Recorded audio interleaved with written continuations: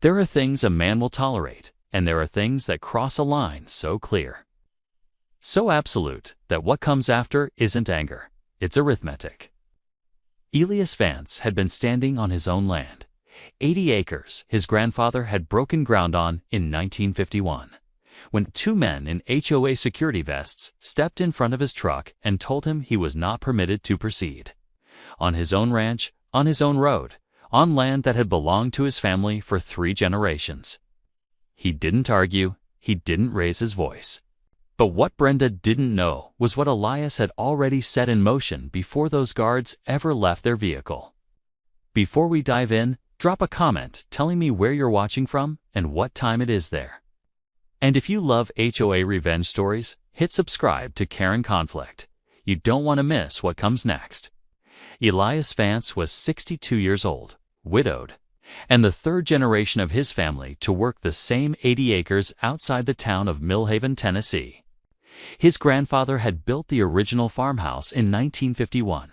His father had expanded it. Elias had spent 40 years maintaining it, fencing, cattle, a small hay operation, and enough mechanical work to keep everything running without asking anyone for help. When his wife passed 3 years ago, the ranch became the only place that still made sense. He didn't sell, he didn't leave, he fixed the barn roof and kept going, the way his family had always kept going. The problem began when Millhaven Commons HOA, a subdivision development that had been built on the eastern boundary of his property 12 years ago, elected a new president. Brenda Sterling was 53, polished in the way of someone who had practiced being polished, with highlighted hair that never moved, and a blazer that coordinated with her clipboard. She had run unopposed for HOA president because the previous president had simply stopped attending meetings. Within 2 months of taking office, she had restructured the fine schedule, expanded the HOA's claimed jurisdiction, and sent Elias a letter informing him that his ranch fence along the eastern boundary was non-compliant with community aesthetic standards. The fence had been there since 1987. Elias read the letter twice, set it on the kitchen table, and went back to work. He assumed it was an administrative overreach that would correct itself. He had been wrong about very few things in 62 years of careful living. This was one of them. The first fine arrived 6 weeks after the letter, $250 for the fence. Elias contacted the county planning office, confirmed that his fence predated the HOA by 19 years, and sent a certified letter to the HOA board with the relevant documentation attached. The fine stood, paid it under protest, made copies of everything, and filed a formal dispute. The dispute was acknowledged and then quietly closed without resolution. A second fine arrived 30 days later, this one for his hay bales, visible from the HOA common area and deemed an aesthetic violation under a HOA standards clause that had been added to the HOA bylaws 2 months after Brenda took office. Elias had not been notified of the bylaw amendment. Neither had any other non-HOA landowner adjacent to the development. He contacted the county commissioner's office, was told HOA governance was outside their jurisdiction unless a formal civil complaint was filed. He contacted a property attorney who reviewed the documentation and confirmed that Elias had a strong case, but that HOA litigation in Tennessee moved slowly. 18 months to 2 years minimum, with no guarantee of fee recovery. That was when his neighbor, Richard, stepped in. Richard was 68, a retired county surveyor who owned the 40 acres on Elias's northern boundary and had watched Millhaven Commons expand for over a decade with the particular wariness of a man who measures things professionally. He came over one evening and told Elias, without drama, that Brenda had been quietly expanding the HOA's claimed jurisdiction map, a map she had apparently commissioned privately and was using to justify fines and access claims against non-member landowners. Richard had the original county plat maps. Brenda's jurisdiction map didn't match them by a significant margin. Elias filed a formal complaint with the state HOA regulatory board, received an acknowledgement letter 3 weeks later. Nothing else for 4 months. Then, Brenda escalated. Elias returned from town one morning to find two HOA security contractors.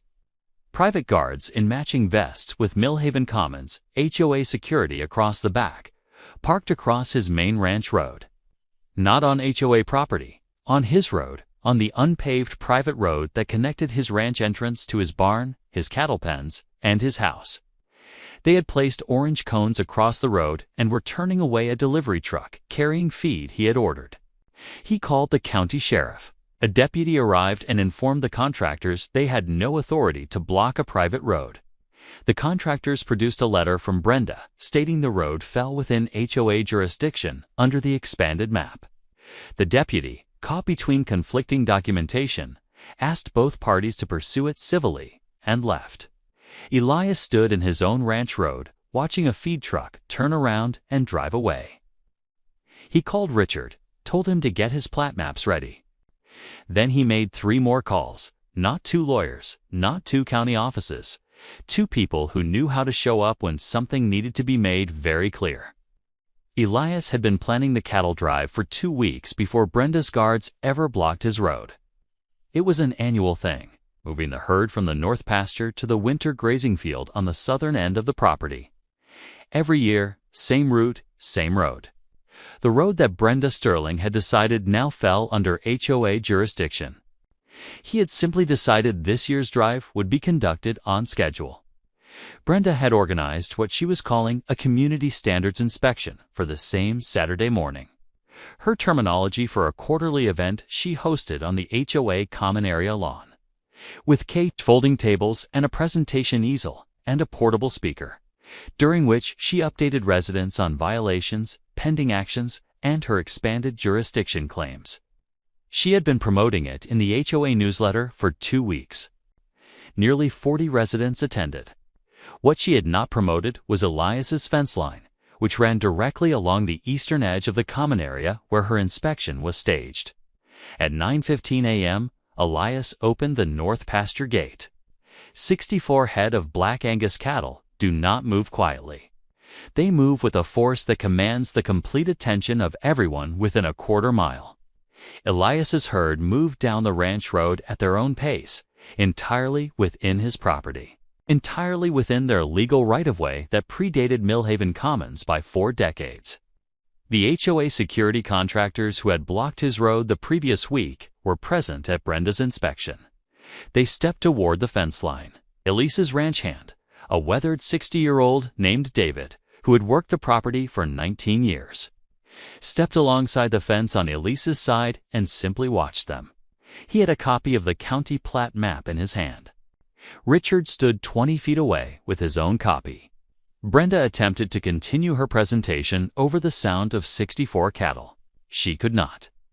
She turned toward the fence line and announced to her assembled residents that Elias Vance was conducting this activity in deliberate violation of HOA's community standards and that she would be pursuing legal action.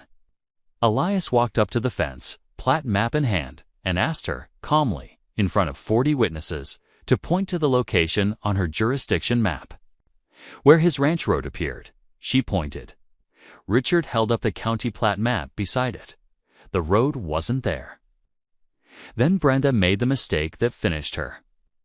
Flustered, residents gathering closer, she raised her voice and told the assembled crowd that she had personally commissioned the jurisdiction survey and that the surveyor had confirmed the boundaries she was using, which is why she had not submitted it to the county for official recording. She had just publicly admitted that her expanded jurisdiction map had never been officially recorded. It was not a legal document. It had never been a legal document. The cattle kept moving. Elias didn't say another word. Richard filed the plat discrepancy report with the county surveyor's office the following Monday. Elias's attorney filed a formal complaint with the state HOA regulatory board the same day, this time with Brenda's public admission as Exhibit A, documented by 11 separate phone recordings made by residents who had been standing at the common area during the inspection. The state regulatory board completed its preliminary review in 3 weeks rather than the standard for months. The finding was unambiguous. Brenda Sterling had been using an unrecorded, privately commissioned survey to levy fines against non-member landowners, fines that had no legal basis under state HOA statute. Every fine issued to Elias over the preceding 14 months was declared void. The expanded jurisdiction map was formally invalidated. The HOA's liability carrier sent the board a letter that used the phrase, "unauthorized enforcement action," 4 times, in 2 paragraphs. Brenda Sterling resigned from the HOA presidency 9 days after the regulatory board's preliminary finding. She did not attend the community meeting at which her resignation was accepted. The vote was unanimous, including the 2 board members she had personally appointed. Elias used the refunded fine money to repair the section of fence Brenda had cited as non-compliant. It looked exactly the same as it had before. It was his fence on his land, built by his father in 1987.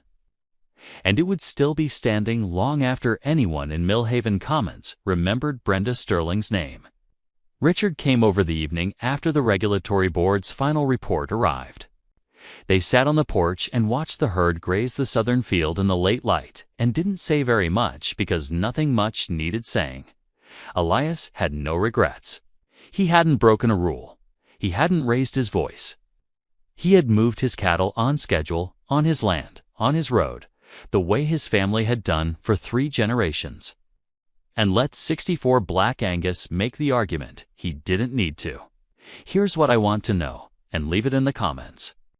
If someone tried to tell you that land your family had worked for 70 years was suddenly under their authority, how far would you have gone before you moved the herd?